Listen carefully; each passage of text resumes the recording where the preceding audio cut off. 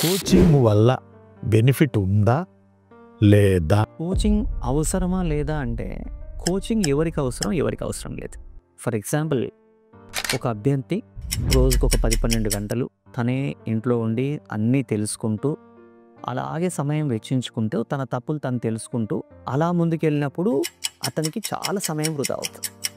Coaching వల్ల ఉన్న advantage ఏంటంటే ఏం చదవచ్చు ఏం చదవకూడదో ఫస్ట్ తెలుస్తుంది. అసలు ఈ సిచ్యువేషన్లో ప్రిపేర్ అవ్వాలా వద్దా దుకాణం మూసేయాలా? ప్రిపేర్ అవ్వాలా వద్దా అంటే ఫస్ట్ థింగ్ ఎందుకు ప్రిపేర్ అవ్వాలి అనే క్లారిటీ అభ్యర్థికి ఉండాలి. నేను కొంచెం కష్టపడి ఒక ఎంఆర్ఓ అయ్యాను లేదా ఒక ఆర్డీఓ అయ్యానంటే మీరు పెట్టే ఒక సంతకం ఒక పూట ఒకళ్ళకి భోజనం పెడుతుంది. ప్రతిరోజు అంతే.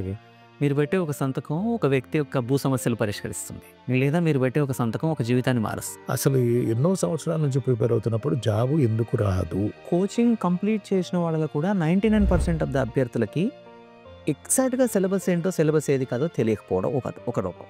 రెండవది ఏంటంటే ఎగ్జామినేషన్ మెథడ్ని అర్థం చేసుకోలేకపోవడం. అంటే ఒక ఎగ్జామినర్ ఏం అడుగుతున్నాడు, అభ్యర్థి నుంచి ఏం ఆశిస్తున్నాడో తెలుసుకోకుండా మనం ప్రిపేర్ అయినప్పుడు ఎన్ని సంవత్సరాలు ప్రిపేర్ అయినా రాస్తాయి. 8-9 నెలల్లోనే ఉద్యోగాలు పొందిన వాళ్ళు ఉన్నారు. అలాగే మొన్న మీరు గమనిస్తే గ్రూప్ 1లో సగటు నేను చాలా అంటే మాక్ ఇంటర్వ్యూస్లో చూశాను, సగటు వయసు 24-25 సంవత్సరాలు ఉంది. మరి వాళ్ళందరికీ ఎలా వచ్చాయి?